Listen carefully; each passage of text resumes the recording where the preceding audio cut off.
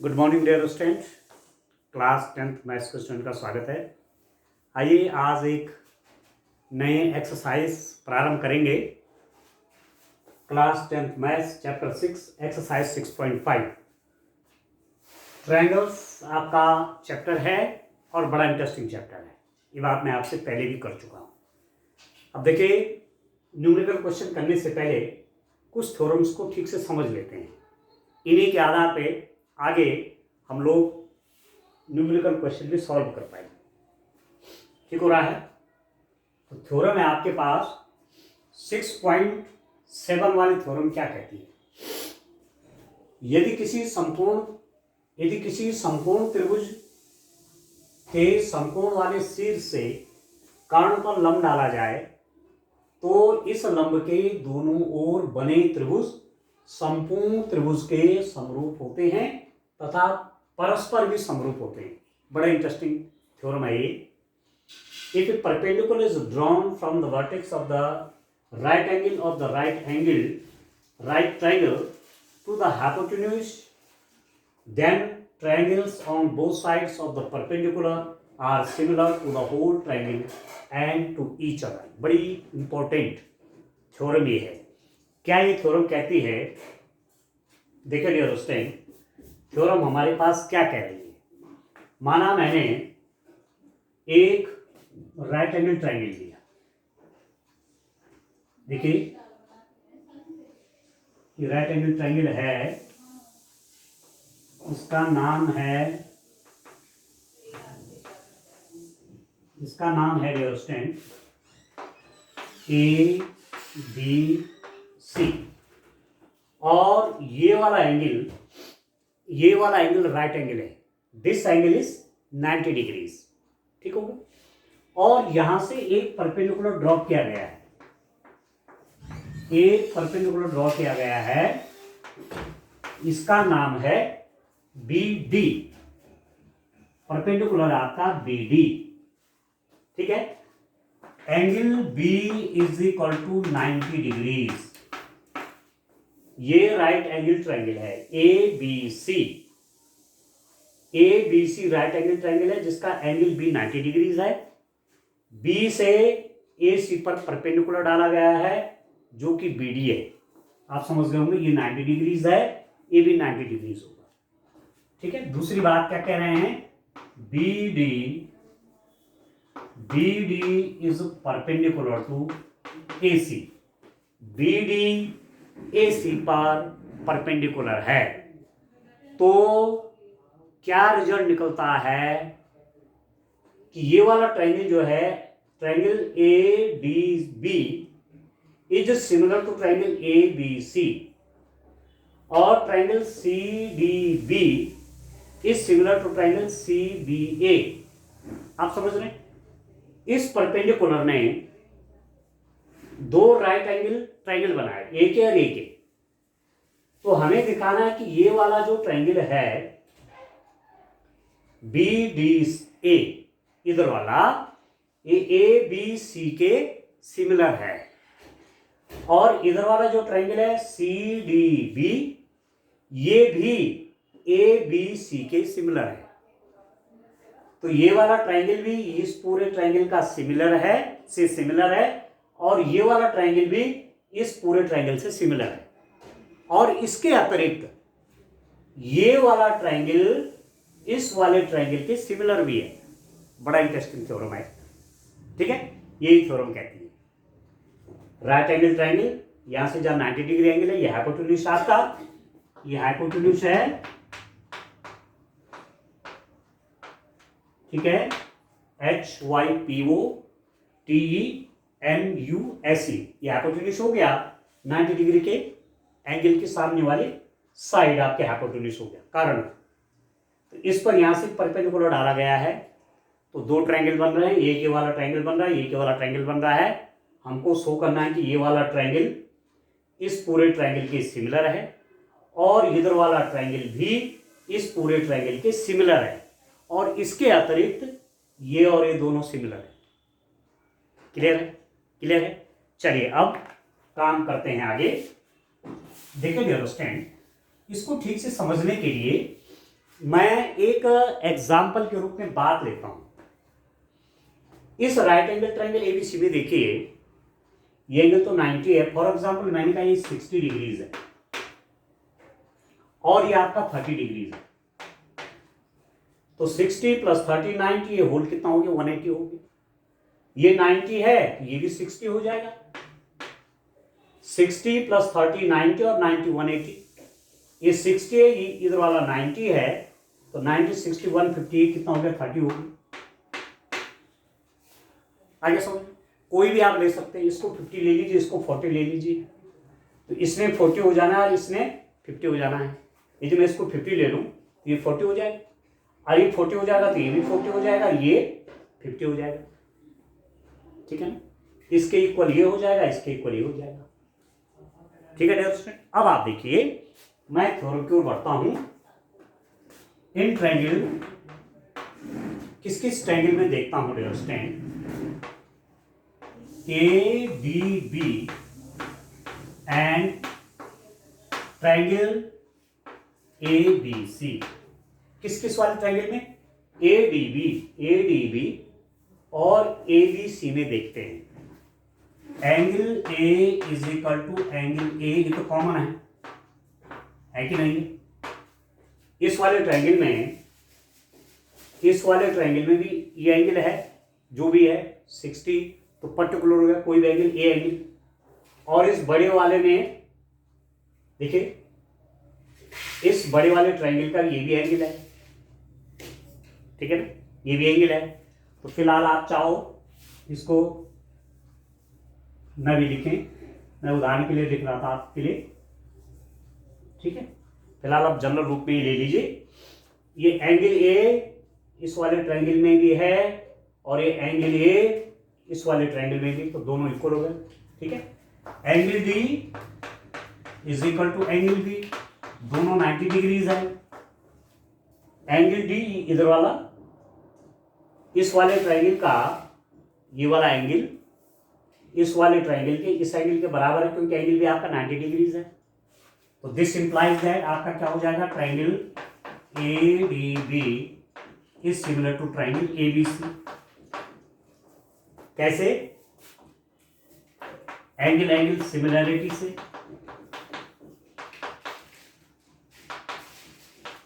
ठीक है, angle similarity से ये वाला ट्रायंगल इस पूरे ट्रायंगल के सिमिलर हो गए। फिर आप देखिए किस किस को लेते हैं। आप देखिए, अब आप देख लीजिए डियर स्टूडेंट, किस किस को मैं लेता हूं। तो एक रिजल्ट आपके पास क्या आ गया, इसको मैं यहां सेव कर लेता हूं। आगे जो रिजल्ट फाइंड आउट हो रहे हैं उनको फिर मिलाऊंगा भी। ठीक है, तो एक बात मेरे पास ये आ गई कि triangle ADB is similar to triangle ABC। एक बात ये आ गई कि ट्रायंगल ADB ट्रायंगल ABC के सिमिलर है। एक बात ये आ गई। ठीक है, ये हमने प्रूफ कर लिया था अभी। अब in triangle CDB and triangle कौन कौन सा? CDB और CBA। CDB, ठीक है, CDB ये वाला और पूरा CBA, ये पूरा ट्रायंगल क्या है? Angle C is equal to angle C common. ठीक है, ये एंगल C इस वाले ट्रायंगल का भी एंगल है और इस बड़े वाले ट्रायंगल का भी एंगल है, ये तो कॉमन है। दूसरी बात क्या है कि angle D is equal to angle B। Angle D 90 degrees है और इस बड़े वाले ट्रायंगल का ये एंगल भी 90 डिग्रीज है। ये दोनों इक्वल हो गए, इज इक्वल टू 90 डिग्रीज। तो दिस इंप्लाइज दैट कितना हो जाएगा? Triangle CDB is similar to triangle CBA। ठीक है, CBA पहले में निकला ABC, ट्रायंगल सेम है। ठीक हो गया? तो आपको क्या रिजल्ट मिल रहा है? यहां पर आपने इक्वेशन 1 और 2 से क्या देखा कि ये जो राइट एंगल है ABC राइट एंगल ट्रायंगल का ये वाला एंगल इसके वर्टेक्स से जो परपेंडिकुलर डाला, इससे जो जो ट्रायंगल बने, ये triangle, this triangle is similar to this triangle and this triangle is similar to this whole triangle. एक बात तो रिजल्ट किया गया कि यदि किसी समकोण त्रिभुज के समकोण वाले सिर से कर्ण पर लंब डाला जाए तो इस लंब के दोनों ओर बने त्रिभुज संपूर्ण त्रिभुज के समरूप होते हैं। ये आपने दिखा दिया कि इस लंब के दोनों तरफ जो त्रिभुज बन रहे हैं वो इस त्रिभुज के समरूप हैं। ये तो दिखा दिया हमने यहां से, ठीक है। If a perpendicular is drawn from the vertex of the right triangle,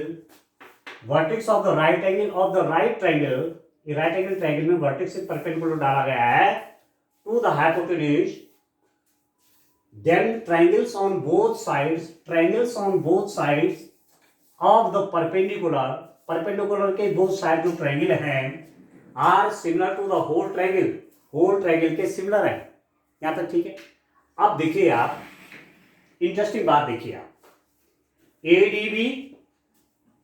ADB similar है ABC के, ठीक हो गया, और CDB ये सिमिलर है इसी ट्रायंगल के बड़े वाले की, ये भी बड़े वाले के सिमिलर है और ये भी इस बड़े वाले के सिमिलर है। तो क्या रिजल्ट आएगा डियर स्टूडेंट? इससे आपको क्या रिजल्ट मिलता है कि ट्रायंगल कौन कौन dear student? ADB is similar to triangle इसके, ठीक है। क्योंकि अब बड़ी बात यह है कि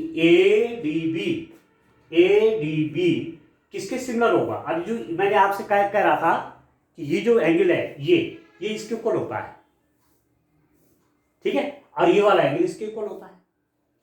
तो आपको एंगल सिमिलरिटी भी देखनी है, इसलिए मैंने शुरू में एग्जांपल दिया था। इसको मैं यदि 60 लिख दूं तो ये अपने आप 30 हो जाएगा, 30 प्लस 60 प्लस 39 है, ये भी 90, 180 हो गया। और इस छोटे वाले ट्रायंगल को देखो, 60 ये 90 है, ये हो जाएगा 30, ठीक है, और ये 90 ये 30 120 तो ये हो जाएगा 60। तो आप देख रहे हैं इसके सिमिलर एंगल ये है, इसका सिमिलर एंगल ये है, दो पार्ट में बटा हुआ है ना, ये नहीं बटा हुआ है, एक पार्ट ये है एक पार्ट ये है। तो ये वाला इसके सिमिलर है, ये वाला इसके सिमिलर है, ये तो दोनों 90 डिग्रीज हैं, ठीक है। तो एंगल सिमिलरिटी देखनी पड़ेगी। ADB किसके सिमिलर होगा डियर स्टूडेंट? ADB सिमिलर हो जाएगा, ए एंगल किसके इक्वल है? ये एंगल आपके इस B के इक्वल है। तो ट्रायंगल यहां लिख देता हूं, ट्रायंगल BD तो दोनों इक्वल है, D और ये जो B था यहां ये C के इक्वल है ये। तो ये दोनों भी क्या निकल गए? सिमिलर निकल गए। ये ट्रायंगल इस बड़े वाले के सिमिलर था, ये वाला ट्रायंगल इस बड़े वाले के सिमिलर है, तो ये इसके सिमिलर तो होना ही होना है, सीधी सीधी बात है।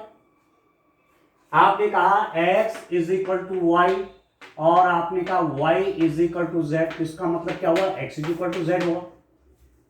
ये इस बड़े वाले के सिमिलर है, ये भी इस बड़े वाले ट्रायंगल के सिमिलर है, इसका मतलब ये दोनों सिमिलर हो गए।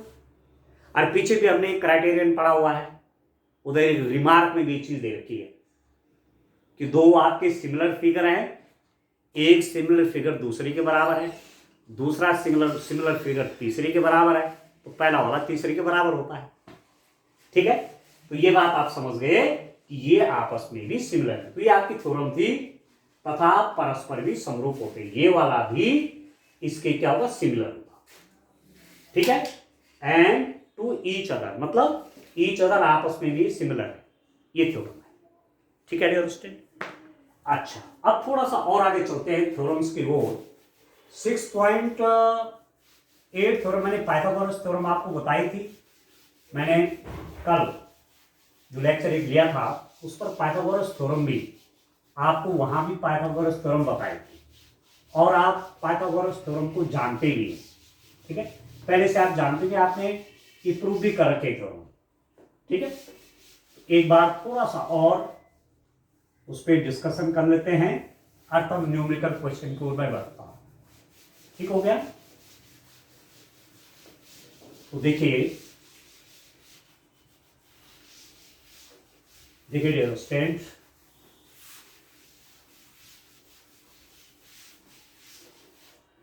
पाइथागोरस थ्योरम आपकी नेक्स्ट जो 6.8 थ्योरम है, एक समकोण त्रिभुज में कर्ण का वर्ग शेष दो भुजाओं के वर्गों के योग के बराबर होता है। In a right triangle the square of the hypotenuse is equal to the sum of the squares of the other two sides. Theorem 6.8 क्या कह रही है? देखिए मेरे पास एक ट्रायंगल ये है, ठीक है, ए बी सी, और एक ऐसा ट्रायंगल ये 90 डिग्री है, यहां पर ये 90 डिग्रीज है, तो ये वाली साइड जो होगी ये हाइपोटेन्यूज होगी,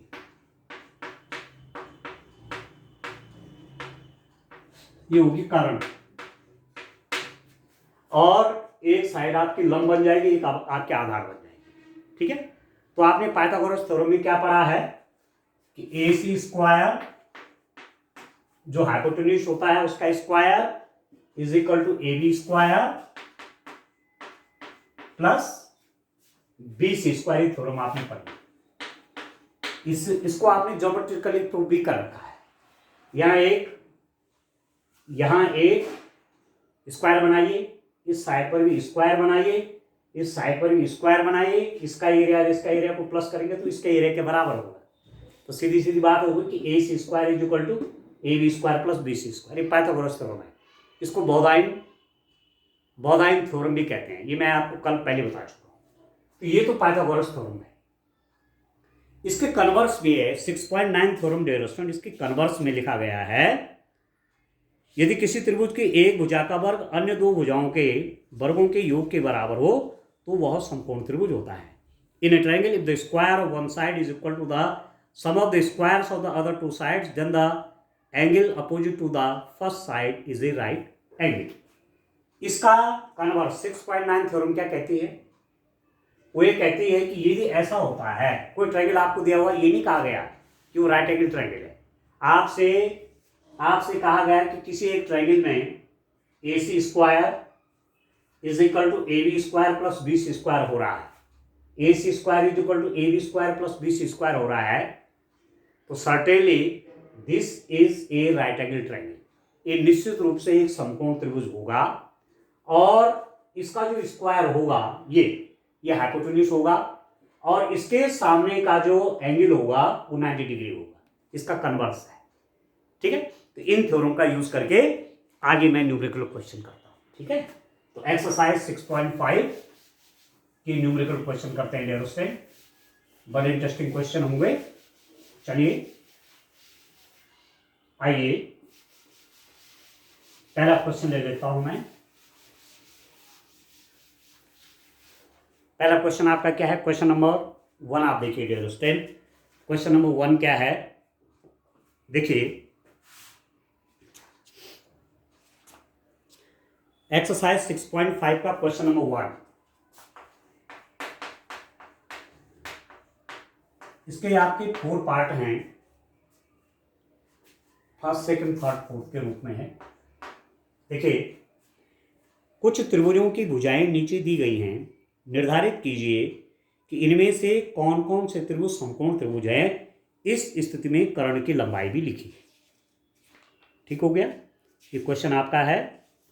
state of the triangle sides of the triangles are given below, determine which of them are right triangles. In case of a right triangle write the length of its hypotenuse. तो पहला वाला है 7 centimetre, दूसरी side आपकी 24 centimetre,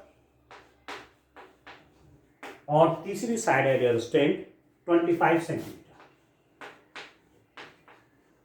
ठीक है, एक triangle दिया हुआ है, उसकी 3 साइड्स हैं, एक 7 सेंटीमीटर, एक 24 सेंटीमीटर, एक 25 सेंटीमीटर है।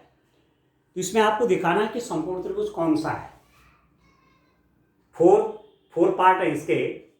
एक पहला वाले पार्ट में जो ट्रायंगल है उसकी साइड से आपको दी हुई है, तो हमें देखना है कि राइट एंगल ट्रायंगल है कि नहीं है। ठीक है, तो एक बात आप जानते हैं कि यदि राइट एंगल ट्रायंगल होगा तो इसकी सबसे बड़ी साइड जो होगी वो हाइपोटेन्यूज होती है, वो कर्ण होती है। समकोण त्रिभुज में कर्ण सबसे बड़ी भुजा होती है। In right angle triangle hypotenuse is the largest side. ठीक हो गया, तो इसका पहले स्क्वायर कर लेते हैं बड़े वाले का। 25 स्क्वायर कितना हो गया डियर स्टूडेंट? 25 स्क्वायर होता है 625, ये आप जानते हैं। ठीक हो गया। 24 का स्क्वायर कितना हो जाएगा? 24 का स्क्वायर आप कर लीजिए यहां पर 24 इंटू 24,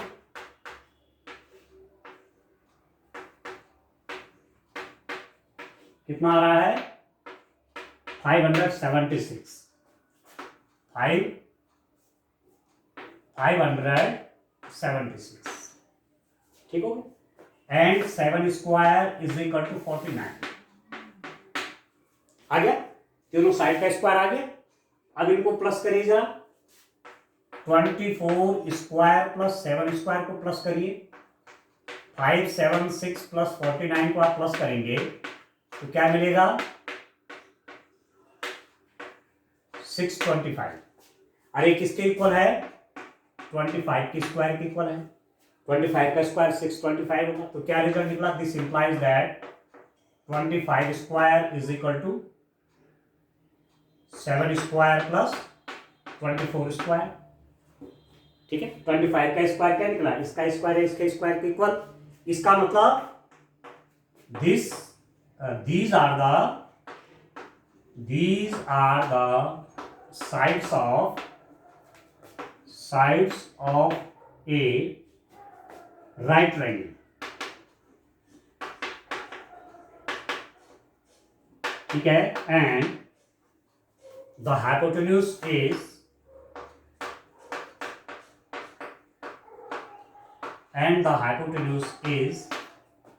25 सेंटीमीटर।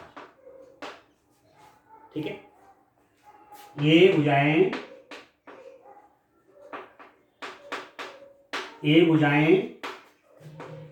एक समकोण त्रिभुज की भुजाएं हैं। एक समकोण त्रिभुज की भुजाएं हैं। समकोण त्रिभुज की भुजाएं हैं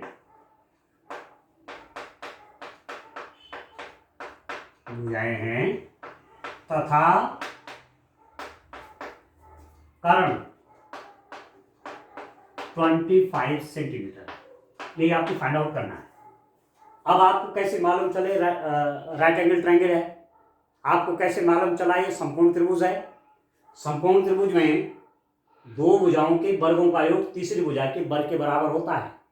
इन right angle triangle the sum of the square of two sides is equal to square of the third side and that side is the hypotenuse. वो क्या होते? वो कर्ण होती है। तो कर्ण का वर्ग बराबर आधार और लंब का वर्ग। कर्ण का वर्ग बराबर एक भुजा का वर्ग और दूसरी भुजा का वर्ग। Square of the hypotenuse is equal to square of one side plus square of second side. Clear हो गया अब आपको? ठीक है ना? तो ये आपका पहला वाला जो है ये है आपका राइट ट्रायंगल। ठीक है, आप लिख सकते हैं समकोण त्रिभुज। समकोण त्रिभुज और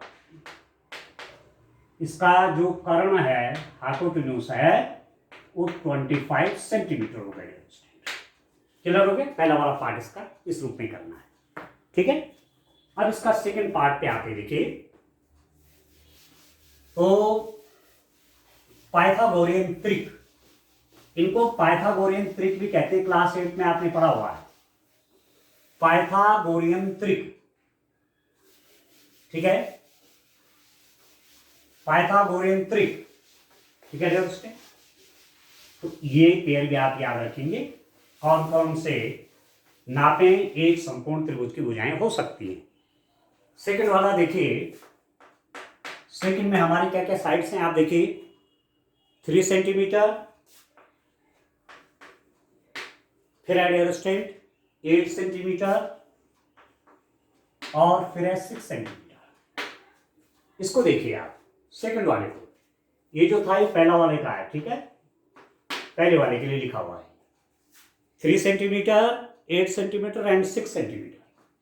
अब आपको शो करना है कि इस दिशे राइट एंगल, इस दिशे राइट ट्रायंगल, क्या यह एक समकोण त्रिभुज की भुजाएं हैं? तो यदि ये समकोण त्रिभुज की भुजाएं होंगी तो सबसे बड़े साइड ले लीजिए 8 का स्क्वायर कितना होगा डियर स्टूडेंट, दैट इज 64, ठीक है। ए के साइड ले लीजिए 3 का स्क्वायर इज इक्वल टू 9, ए के ले लीजिए 6 स्क्वायर इज इक्वल टू 36, 3 का स्क्वायर आपका 9, 6 का स्क्वायर आपका 36 और 8 का स्क्वायर आपका 64।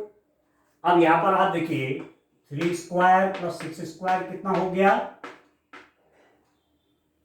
9 प्लस 36, ये 45 हो गया, ठीक है। और इस 8 का स्क्वायर कितना 64 है, तो आप यहां पर देख रहे हैं 8 square is not equal to 3 square plus 6 square. ये जो त्रिभुज है इसकी एक भुजा का स्क्वायर इसकी सबसे बड़ी भुजा का स्क्वायर उसके अन्य दो भुजाओं के बर के योग के बराबर नहीं है।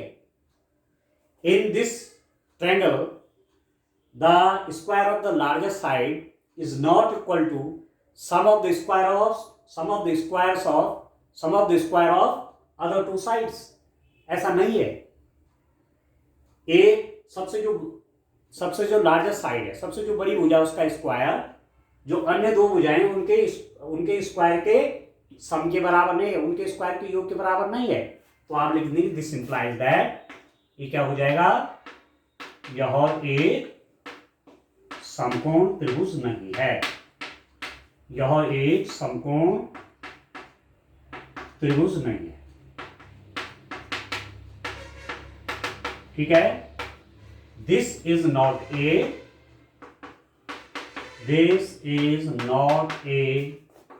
right triangle, ठीक है। क्यों? थ्योरम के बेस पे, जो थ्योरम आपने 6.8 थ्योरम देखी ना, 6.8 तो है वो, 6.8 थ्योरम आपने देखी, 6.8 बोलो चाहे 6.9 बोलो, दोनों एक ही बात है, ठीक हो गया। तो यहां पर इसके लिए आप क्या लिख देंगे, नॉट राइट ट्रायंगल, ठीक है, समकोण त्रिभुज नहीं, यह एक समकोण त्रिभुज नहीं है, बस, ठीक है। पूछा गया है कि समकोण है कि नहीं है, कौन कौन से त्रिभुज समकोण है और कर्ण की लंबाई, जो समकोण है उसमें कर्ण भी बताइए, तो ये समकोण नहीं है, ठीक हो गया। अब थर्ड वाला देखिए आप, थर्ड वाला क्या दिया हुआ है स्टूडेंट, अब देखिए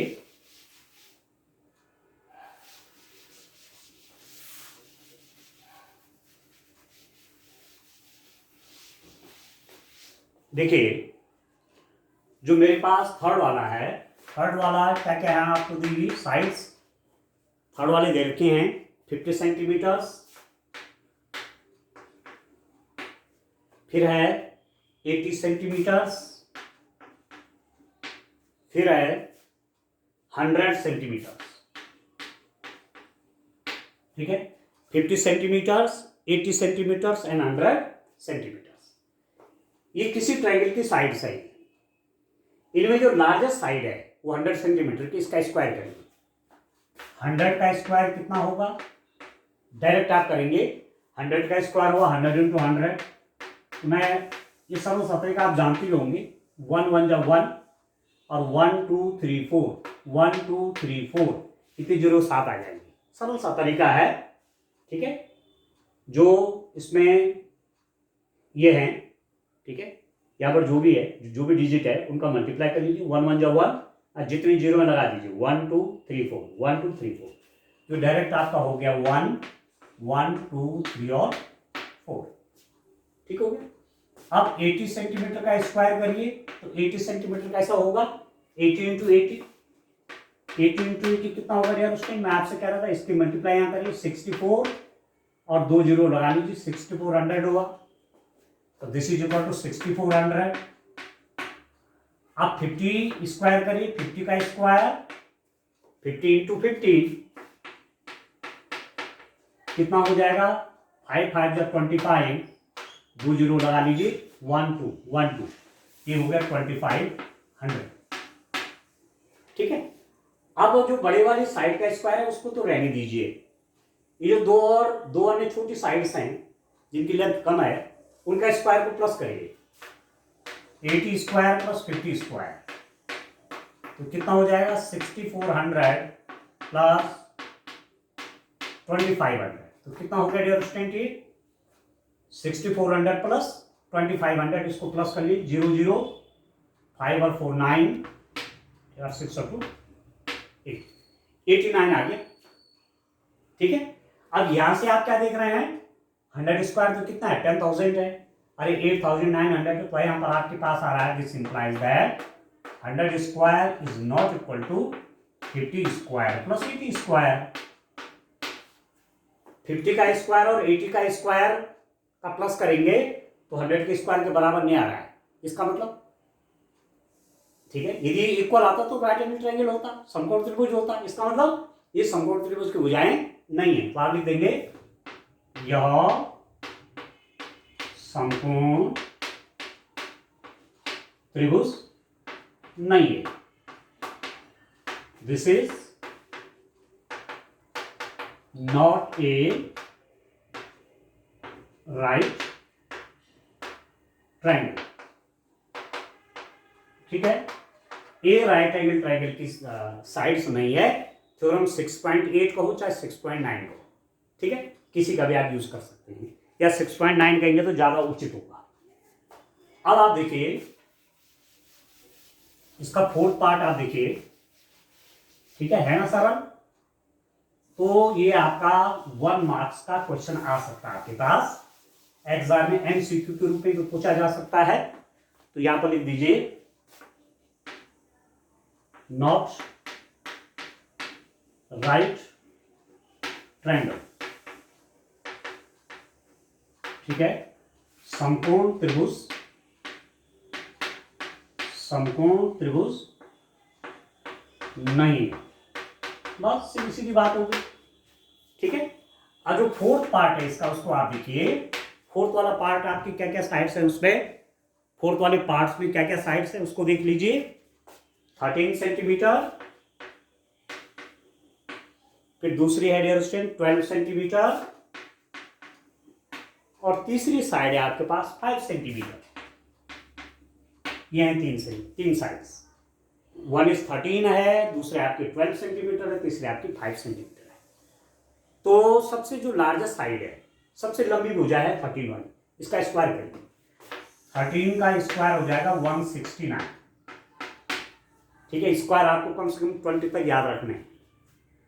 12 स्क्वायर कितना हो गया, 144। 5 स्क्वायर कितना हो गया, 25 हो गया। इन दोनों के स्क्वायर का प्लस करिए, 12 square plus 5 square is equal to 144 plus 25, ये बन जाएगा 169, और 169 आपका ये भी है। तो यहाँ पर आप देख रहे हैं दिस इंप्लाइज दैट क्या मिला, 13 square is equal to 12 square plus 5 square. ठीक है, 13 स्क्वायर 12 स्क्वायर और 5 स्क्वायर के बराबर है, 13 का स्क्वायर इन दोनों के स्क्वायर के इक्वल है, तो इसका मतलब this is a right triangle.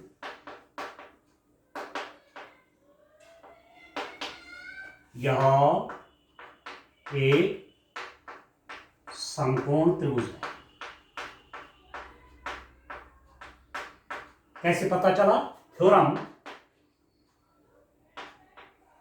6.9 लिख सकते हैं ऐसा। थ्योरम 6.9 में क्या है कि यदि टू साइड्स के सम का स्क्वायर थर्ड साइड के स्क्वायर के बराबर है तो राइट एंगल ट्रायंगल है।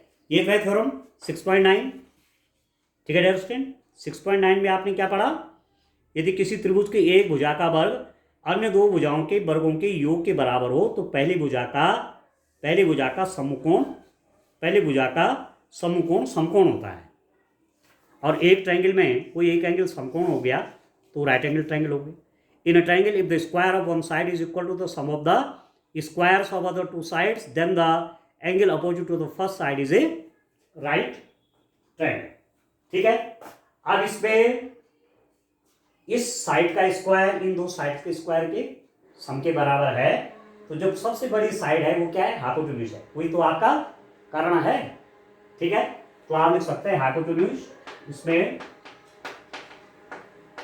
हाइपोटेन्यूज हो गया 13 सेंटीमीटर, कर्ण बराबर 13 सेंटीमीटर। आ गया समझ में? तो इस रूप में आपने पहला क्वेश्चन करना है। ठीक है दोस्तों, तो थ्योरम पे रिलेटेड क्वेश्चन आए, ठीक है, इस ढंग से आप तैयार करिए। आज के लिए इतना काफी। Thank you, bye bye, have a nice day.